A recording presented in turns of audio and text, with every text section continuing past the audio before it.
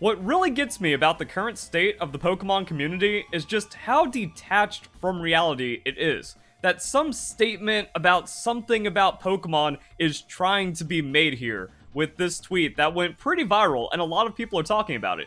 So this is the first turn of the first regional of Regulation C that allows legendary Pokemon. So here we have Roaring Moon going into Terra Flying and then just like using Breaking Swipe, so yeah, bad Pokemon going for utility, some kind of double shenanigans turn playing out here, attack drop,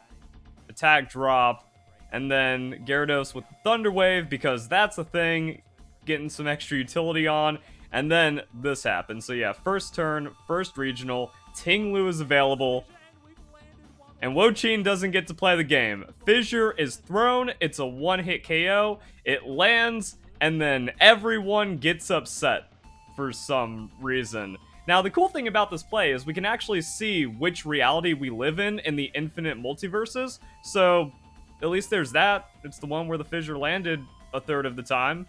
But people are mad about it, and again, trying to make some kind of statement about some kind of thing about what this means for Pokemon, because there's like this underlying thing that OHKO is bad, and that's put forward by Smogon, but as I've been covering for almost last decade, Smogon is a complete joke of casual players that are just really bad at Pokemon, and they have to ban everything to actually think they can play the game. So, love this no meta oversight, just vibe. So, you know, we need the meta oversight of Smogon, and we need proper balance, so this nonsense doesn't happen, even though it's a completely balanced play. And it's kind of like the world's touching while being distinct. You know, we have Smogon and VGC generally very separate. Smogon always living in the anti-OHKO world, and then VGC, now that we are in, well actually not even we are in, we have been in a Fissure meta since Generation 9 started. There was even an OHKO meta creep back in Generation 8, but the Pokemon community isn't ready for that conversation, especially because Dynamax, something that's immune to one-hit KO moves, should have like made it just not exist. But no, it is such a necessary aspect of the game that started coming into prevalence for Generation 8, and then got like a lot of extra nonsense in Generation 9. But it is a complete necessity, because when we watch this play out, that is the intended interaction. We have a Pokemon that, in theory, takes 3 hits to get KO'd by, like, average offensive pressure. So that's why we have a move that instantly KOs a Pokemon that would otherwise be too bulky to KO, potentially if it's sustaining or stalling or doing something like that. And the defensive Pokemon doesn't have that offensive pressure, so it takes much longer to whittle away and chip away at the opponents. Therefore, having a move that you can swing once, twice, or a couple of times to remove this slow, stally kind of threat just makes like a natural interaction. It's rock, paper, scissors. It's also the same kind of interaction for evasion plays, but once again, the Pokemon community is not ready for that conversation. So we have this, again, like these statements where, okay, we're taking the baseline, which is just a completely false premise that the Pokemon community just should absolutely be against the necessity of one-hit KO moves inside the game, or their existence, and then just kind of saying, like, this is unethical. Incoming Wo-Chien, best item, Air Balloon. That's also funny. It's also extra interesting because we do have the open team sheets, so the Terra type is known, and that kind of like adds a little bit of mind game into it. But I guess if like you don't have Terra flying on all of your Pokemon, they are susceptible to the Fissure Meta. Again, we've been in a Fissure Meta since day one of Pokemon Scarlet and Violet, so the good players are catching on, and the players that are not good because they choose to limit themselves inside the game. For VGC, they just cheat and have no real skill or game sense, like Wolfie VGC. And Smogon, it's banning everything that actually involves real strategy inside of Pokemon. So once again, we're kind of like seeing this collide in a very interesting way for VGC. Also, whenever an OHKO move is thrown inside of Pokemon, because it's supposed to be so hated, it's actually a novelty, and if it lands, then the reaction is supposed to be, you know, overstated, over-dramatized, and exaggerated, because that's just how social media has broken people into being completely inorganic. So ain't no way a 30% chance thing happened, even though we've existed alongside Scald until Generation 9, and Rock Slide being a staple of VGC, and those turn 1 flinches, and even double flinches from Rock Slide kind of being a staple of the game. Same thing for like Prankster status, like Thunder Wave or Swagger or something. Like, it's no different. with the odds. Now the outcome is more exaggerated. That's also because the Pokemon that get access to Fissure or OHKO moves are just going to be a lot more limited, as well as more specific in how they play. VGC players seeing Ting-Lu right now, again, which is also weird because we've been in a Fissure meta since day one of Pokemon Scarlet and Violet. It's just this like willful ignorance of Pokemon, and now someone has broken through with proper strategy and proper handling of the interactions inside the game, and the community just cannot deal. I hate it here. Does that mean we're supposed to hate every RNG interaction inside of Pokemon? I mean, to a degree, like, people do get upset about the rock slides determining games and the random crits and stuff, but for some reason, Fissure just kind of being inline RNG gets a more outrageous response, and there's even, like, luck mitigation theory inside of Pokemon and stuff like that. The turn 1 Ting-Lu clip really got Fissure trending, both overjoyed and yet extremely disappointed. This is going to be a long 3 months. OHKO meta already existed. People were just not skilled enough or understanding of the game enough, again, because of all the hacking and all of this weird community nonsense that is broken down against how Pokemon is supposed to be played, or at least like proper understanding of the game. Just like, nah, King Gambit, incredible OHKO Pokemon. Same thing with Dondozo, a necessity almost to deal with some of the overly stally threats inside the game while being an overly stally threat itself. But then we have just like these weird matchups. That's also why like Flying Terra is one of the more prevalent and necessary things inside the meta. So we have a development here, and the reaction is boo OHKO moves, boo Fissure, and the 3 months isn't going to change that. Like rule set D is still going to have legendary Pokemon, probably add in the Hisuis and maybe a few other things. And it is egregious that it's 3 months until we actually like see Hisuian Pokemon or like just other Pokemon that already exist inside the game, like the starters that have been available. So it's very slow for the rotation. I disagree with that. But OHKO meta ain't going nowhere, alright?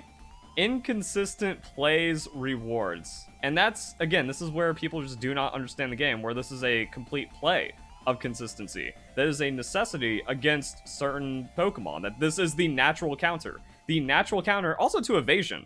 And also, this is the kind of stuff that happens when you tinker with the natural balance of the game. You ban OHKO moves arbitrarily, even though they have an incredible natural balance inside of the game, and then, oh, now evasion strategies become too powerful because you have no way of countering that. Now, we've seen evasion kind of get nerfed out of viability, but in the earlier days of Pokemon, a natural counter to something that has +6 evasion or like +4 because of 2 minimized or something, you can just keep throwing one-hit KO moves at it, and it bypasses the accuracy check just to have that flat 30 out of 100, the 3 in 10 chance of landing.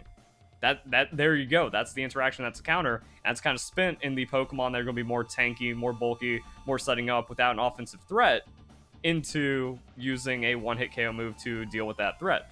It also gives certain bulkier Pokemon, the Pokemon that are 3-hit KO, to afford to be like, well, I can take a hit, and I can try to one-shot you back. I can take another hit, I can try to one-shot you back, I can take a hit, now I'm on odds, you get KO'd. And it is, again, that, like, RNG management inside the game, because you could go 5 dry. And then, it's the thing that people don't get upset at the 5 dry OHKO move as, like, the natural balance. They get upset at the first turn or second turn, like, odds change, even though that's what we've seen with Scald, Rock Slide, and other things inside the game. And this is also why I'm just the best Pokemon battler in the world, because I understand it, where everyone else tries to deny it and reject the realities of Pokemon. And so it begins. Again, these arbitrary, like, I'm virtuing OHKO bad, and I'm making a vague statement that is more skewed negative about the thing about it. Just spamming Ting-Lu Fissure, and that's viable strategy inside of Pokemon. God, I hate it. Also, we saw people, like, overreacting to the RNG that was, like, on the free battle stadium when the games first came out, because, like, the RNG was set so you can kind of play into, like, guaranteeing certain RNG rolls on RNG turns, but it read like a script. Like, if you go off script, then you don't have the same tempo and the same RNG and stuff like that. So that really wasn't a big deal, and of course it was going to be fixed, and it was fixed. And again, like, how is the reaction to a 1 in 3 chance, which is very commonplace inside of Pokemon, WTF? That's for a deliberate strategy. The deliberate strategy is, man, Wo-Chien is going to be a problem. I can throw fissures at this thing as long as I need to until it goes away, and I'm playing for my benefit where there's a chance that it can just kind of land. There's also damage rolls inside of Pokemon, where there's even like a 10% chance you get the 2 proper damage rolls to KO an opposing Pokemon, and that happens more frequently than people running OHKO moves and getting these outcomes. So yeah, like fissuring has begun. All of this, said everything. I take back everything I said about Series 2 meta. Take me back to when Dondozo was the biggest problem in meta. But that's why you would run something like a King Gambit, and then you just kind of keep throwing guillotines at it until you don't have to worry about the Dondozo. Fissuring competitive play. Again, this just down reaction on how it happens. Bro forgot to calc against Fissure. Now that is my favorite meme that's been coming out from this. We also have just like kind of memes. First time TCG, flip 2 coins. If both of them are hedged, your opponent active Pokemon is knocked out. I don't know if this was actually like super played in TCG, so you can comment that down below. We have like the live Wo chain reaction. Where do you want to die? That. So we see a lot of spams here. Life is pain, negative reaction. There we go. Now calc it versus Fissure. That's the best meme. That's how you. This is it. That's the truth right there. But again, like, this is the truth since Generation 8. And it is kind of interesting, depending on how far back we can go into Pokemon, to where, like, the optimal play is really revealing itself in modern Pokemon, like Generation 9, Generation 8, of how the game has, like, kind of pinnacled in, you know, just being played way too optimally to where it's now unfun, and how that could have actually been, like, discovered back in earlier generations. And if we go back into previous generations, we can actually kind of rework it and see that, like, oh, this was kind of always optimal strategy. By the way, that's what I did back in Generation 6, which is why I am, like, the best competitive Pokemon battler. I was onto this way early on, and people memed on me for it. Turns out Verlisify always right. And, yeah, now we just got what's going on. So, there we go, guys. VGC community learns Fissure Meta, even though it's existed the entire time, and also because the ignorance of the Pokemon community trying to suppress it in casual formats like Smogon, and now it's all just kind of like coming together into some kind of viral moment that doesn't make any sense being viral. Welcome to Pokemon. Hope you guys enjoyed the video. Hope you all have a nice day. Thank you very much for watching.